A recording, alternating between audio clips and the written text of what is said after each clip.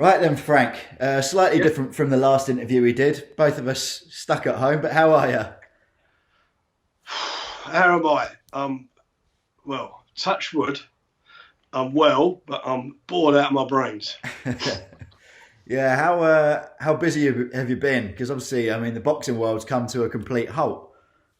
Well, I haven't been able to do anything because obviously we've got no dates to aim for. As you know, in boxing, you announce a date and everything revolves around that date and getting to the date. With the press conferences, the guys in training to get to the peak condition for the date and so forth. So at the moment, with the gyms being closed, with no dates, we've got a date hopefully, which is the Daniel Dubois and Joe Joyce fight. Fingers crossed that gets over the line. But other than that, we can't announce anything. So we're in, like a lot of people, we're in no man's land. And for us, it's sports. Some people, for some people, they've losing their jobs and they've got family members ill. Unfortunately, poor Anthony Yard's father passed away with a virus. So, you know, ours is like a pimple on a rhinoceros's ass, what we know, compared with the problems that people are going through at the moment.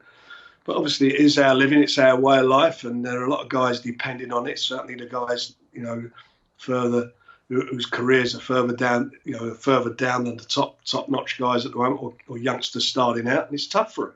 It's tough for us all.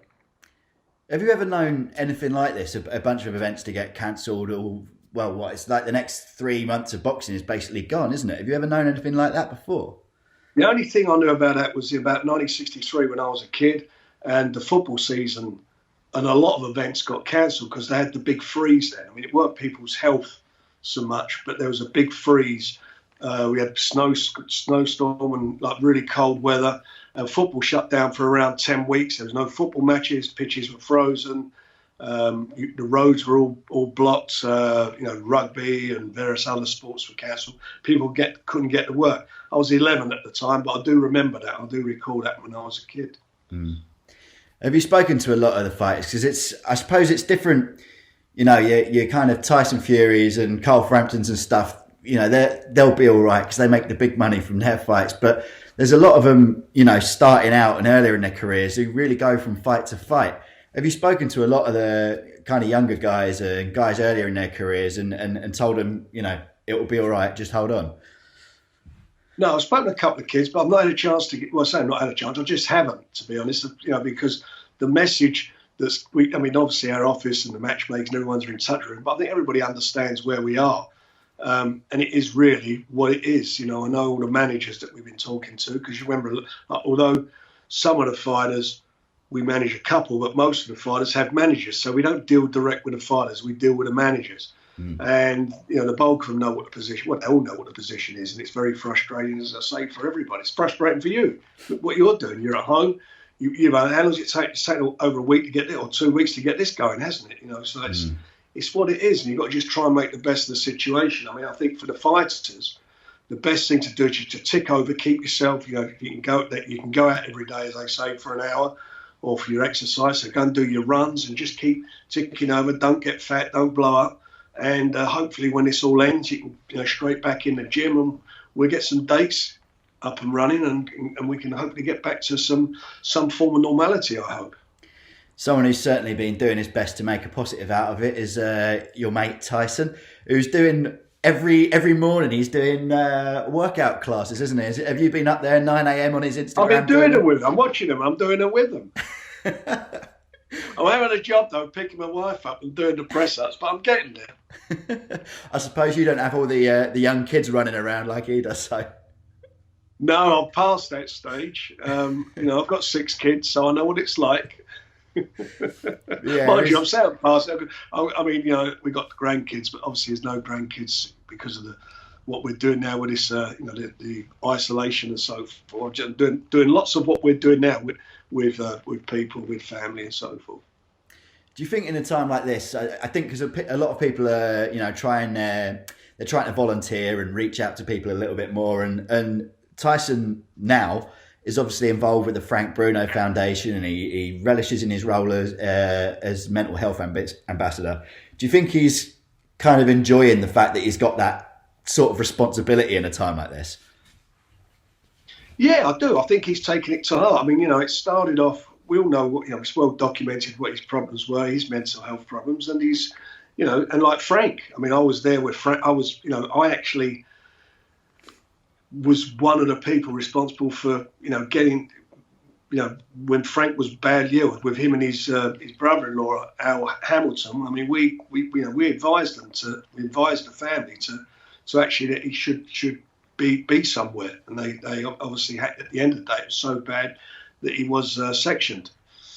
Which, funny, when I was a kid, it's things like that was a big stigma about it. Now people are more understanding of the mental health issues. They're far more aware of how prevalent it is amongst people and how different people deal with it.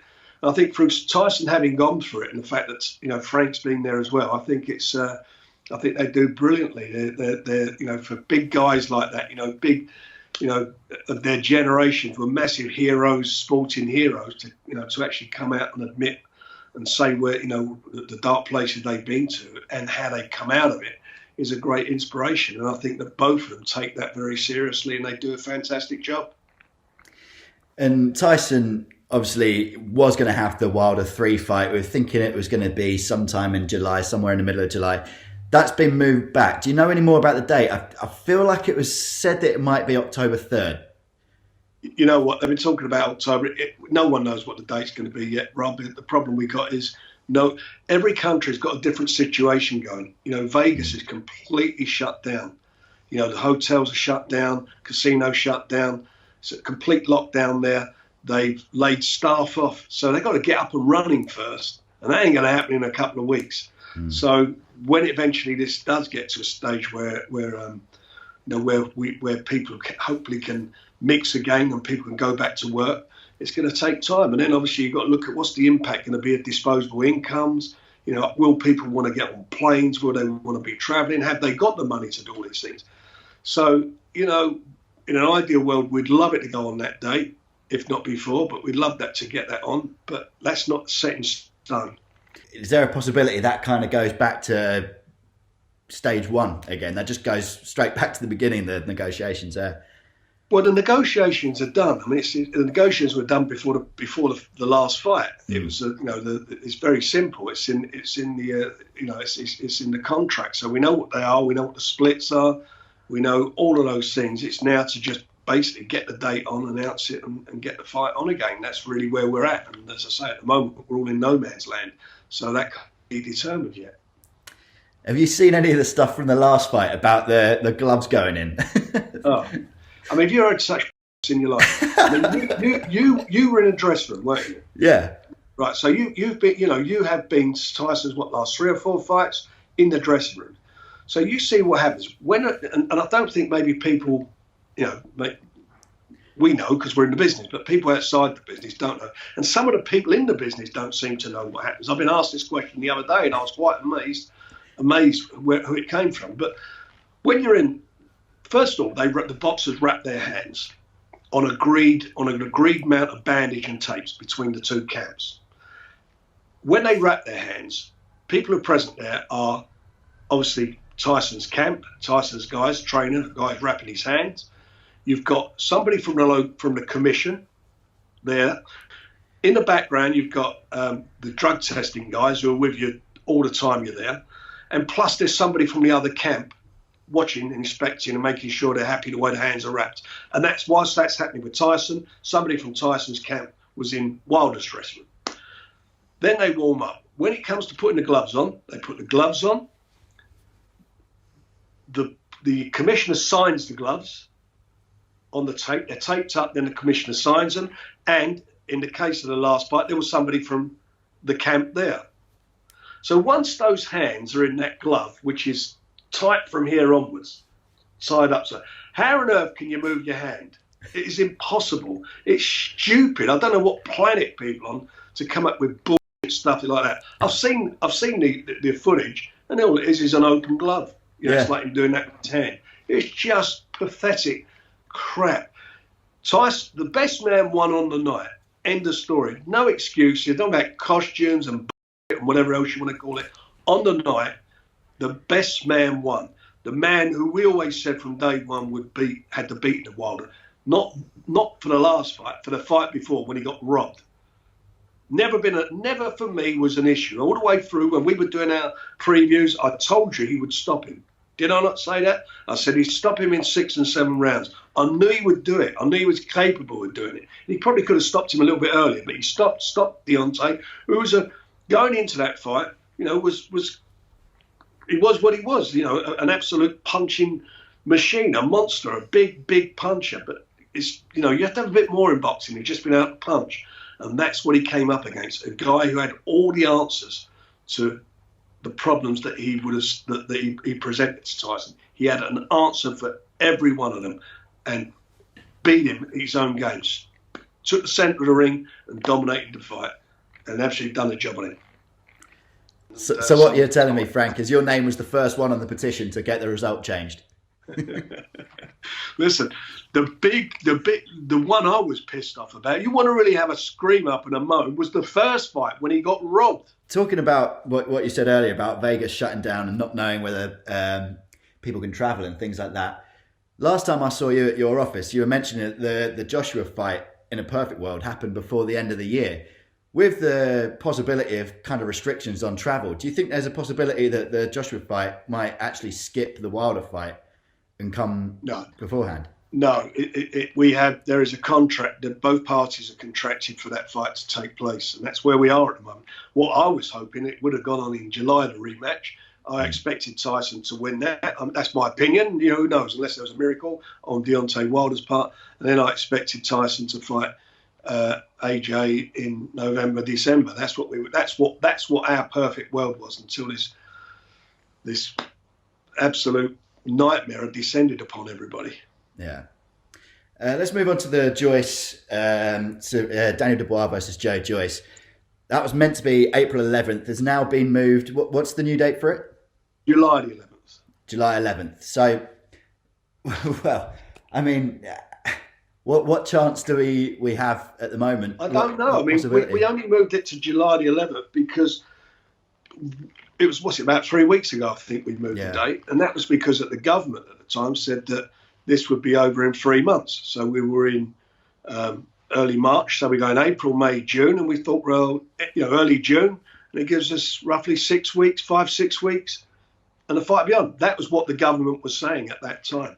Yeah. And as we are where we are now, I'm hoping it's still going to be on. Who knows what's going to happen? I haven't got a crystal ball to say what's going to be. I mean, it seems to me this hasn't peaked yet, this epidemic, but it looks like it's going to peak in the next 2 weeks by looking at what's happening in other countries, according to what the information that you're getting from various, what I consider to be knowledgeable sources.